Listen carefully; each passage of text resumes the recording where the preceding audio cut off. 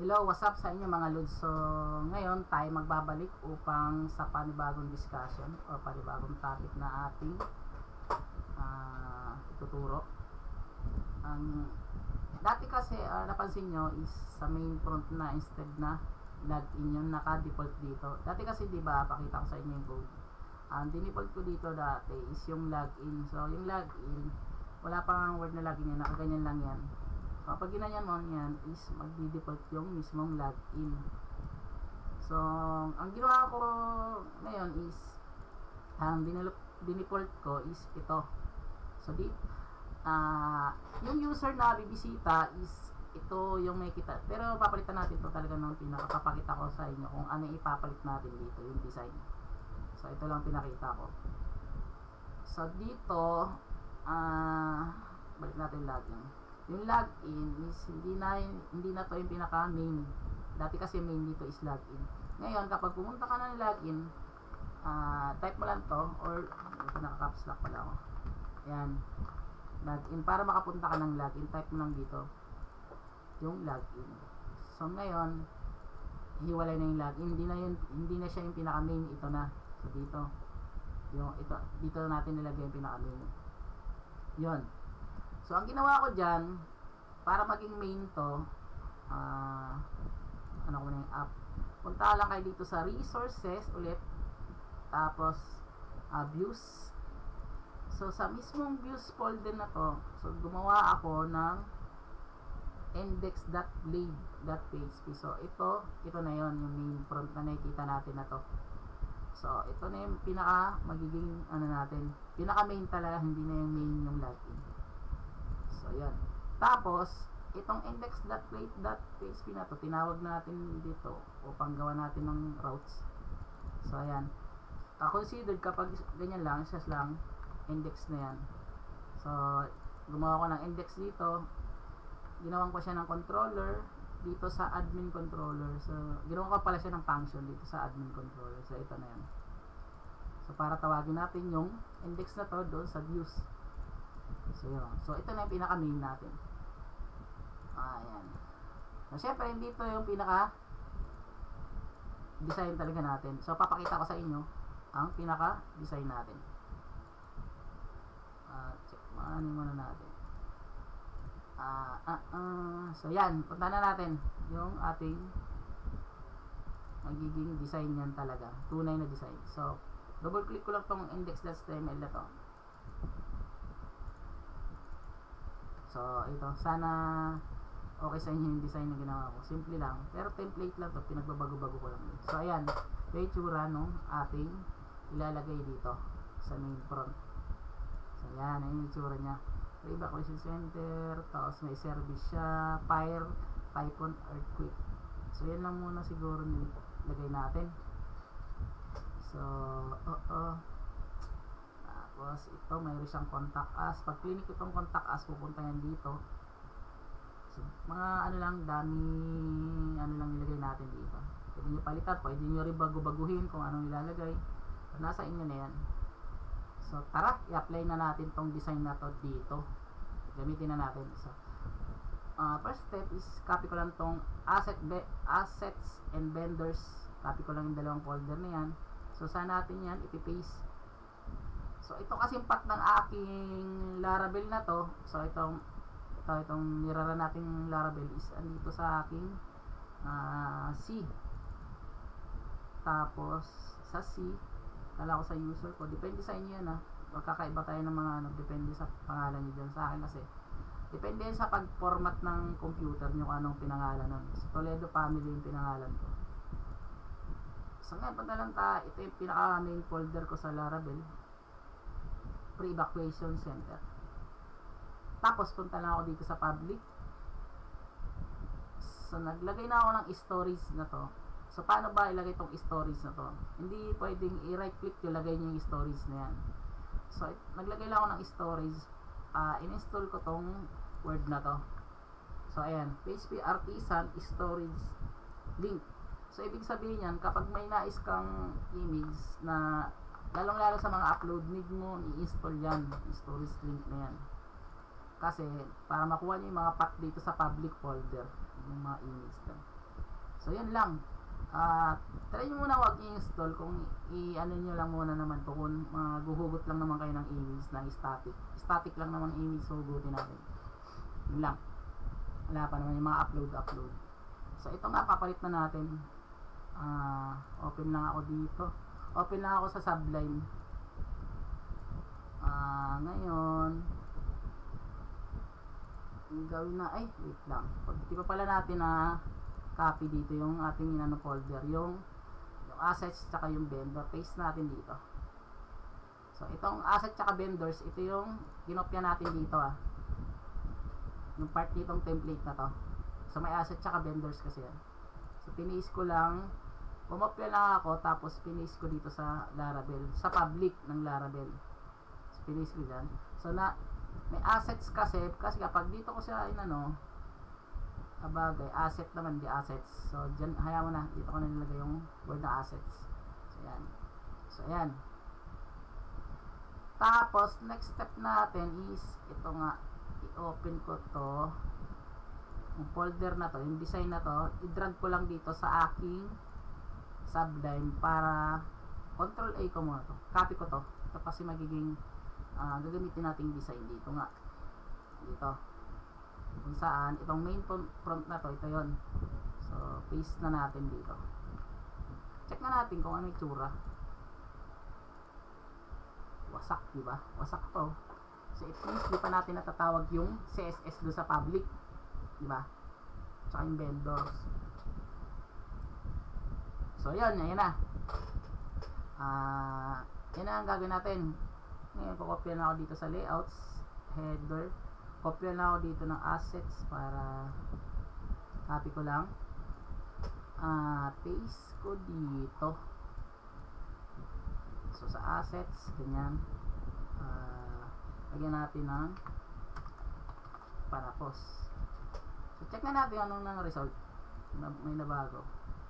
Bang! So wala pa yung image, wala pa yung image dito sa header. Pero tawag na natin yung So ayun, gawin din natin to sa iba. Paste mo na, mayroon to sa footer Hindi ko na to chachap-chapin yung design na to Hindi naman sobrang daming laman yan yan ako muna, paste ko muna dyan sa mga nakasave dun sa public. Tapos ganyan, copy ko na siguro yan, paste natin dito,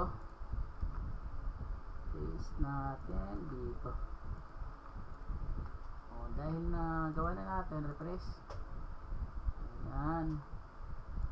Pero syempre napansin nyo, hindi lumabas yung image dito sa header. Ito, image na to.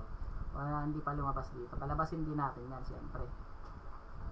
Pati image dito sa file, ayun, wala. So yun ang goal naman natin, palabasin natin yung mga image. So copy ulit, mag-copy lang ako dito, copy ko lang ulit dyan. Target na naman natin yung mga path ng image.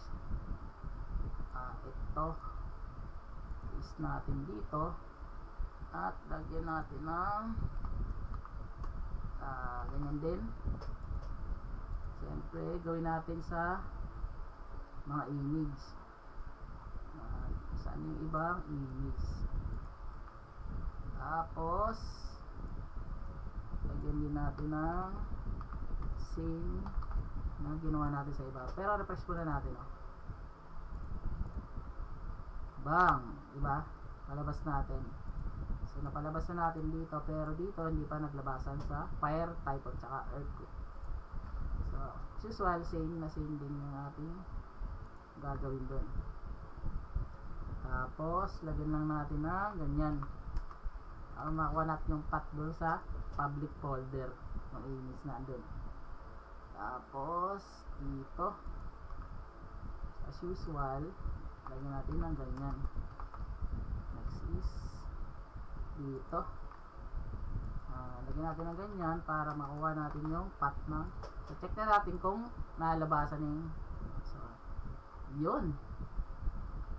Wala na bang image dito? So wala na siguro. So ayun, nakuha na natin kung anong design dito is na-apply na rin natin sa Laravel. So pag pumunta tayo ng login, so di ba, punta naman tayo ng login. So ito na yung pinaka main pag bumisita yung user, ito yung una niya makikita. So nasa sa inyo na yan kung babaguhin nyo pa yung design. Ito lang kasing design ng nais ko. So nasa inyo kung dagdagan nyo pa yung home service, mayroon pa dito mga design. So ito lang yung ibibigay ko na design. Baguhin nyo lang. Tapos dinipold ko to sa Rizal yung map. Sa inyo na lang yan kung anong map ang lugar nyo. So ito, pakinabangan pa, diba? So responsive na rin yan. Mobile, mobile responsive. Pag i-scroll nyo yan, diba? Ayun, nagamit na natin yung ating nakuha ang template. Tapos pinagbabago ko yung template na yan. Pinalilang ko ng Fire, Python, para mabilis contact us. So marami kasi ito mga kabato, pero yan lang muna yung ating ginamit. So yan. Tapos hindi siya nag-default dito sa kasi naka-index HTML. So check natin dito sa top. Asan na yun? Punta natin yung top na yun. Hanapin na natin yung index na yun. Index, saan ka na? Index.html. So ito. So try nga natin ganyan. Try nga natin ganyan. So home. So ayan, di ba? So yung ginawa kong ito, so considered na index na yan kasi dito is nilagyan natin na sa get nakaganyan. So i-call niya yan na nakaganan. So pwede nga ipasok sa isang route yun. Ipasok sa isang route. So ginanyan ko lang para ganun din naman. So ito index din as usual, gawin din natin pre-evacuation center. So dito yan. So lagyan lang din natin ng ganyan. Ayan. So considered na service as index. Oops. Optimize ko nga. Optimize nga. So index. So ayan. Okay na. Goods na. So sana nagustuhan nyo itong in-apply nating template sa Laravel. So ito na yung pinaka-default nya pag bumisita yung isang user dito. So pwede nyo ilagay yung mga data dun sa admin, pwede natin palabasin dito, pero hindi na siya nakapasok sa isang ano ba to? Ano ba inano natin dito? Sa isang middleware. Kasi itong mga naka-middleware na to, ito yung mga hindi nung makikita mo lang itong nasa loob na to kapag nakapag-login ka. So, naka-private siya, kumbaga. Private yung nasa loob niyan. Ay parang may may para condition yan. Kapag hindi ka naka-login, hindi mo makikita itong mga to. Pero kapag naka-login ka, saka mo na makikita. Dito naman, ito nga yung sinasabi ko, naka-private yung nasa loob nitong sakop ng middleware. Kasi sakop to na need niya ng login. Dito naman sa labas is mga naka-public. So ito yung mga naka-public, hindi na natin kailangan dumaan sa login. O maglagay ka lang diyan ng iba pang kunwari, yan, maglagay ka pa ng gusto mo ng kunwari, hello, public lang to, hindi na kailangan dumaan ng, hindi mo na kailangan mag-login. So yan, ganyan, basta ganito ay copy natin to. Ito na sa login. So kunwari, greetings. Kunwari, lagay tayo static. So basic Laravel. Hello. Yan, hello world. So ganyan. So para makita mo tong na to, hello world na to, copy mo lang tong greetings na yan. Optimize na muna natin. Dito sa URL. So yan. So, di ba? So, ganun lang paggawa ng basic na routes. So, yan. Yan. So, ito na yung pinaka, So, linis-linis naman yung ginawa natin design. So sana nagustuhan nyo ang ating ginawa sa Laravel. So sana ma-appreciate nyo ang ating ginawa, at maging balang araw huwag nyo kalimutan kung maging full stack dev na kayo or senior. Sana pasalamatan nyo ako sa ibang part dito na kung saan ka nag-umpisa or may natutunan kayo sa akin ginawa. Ayun, thank you mga Lods. So ayun, kakat ko na yung video.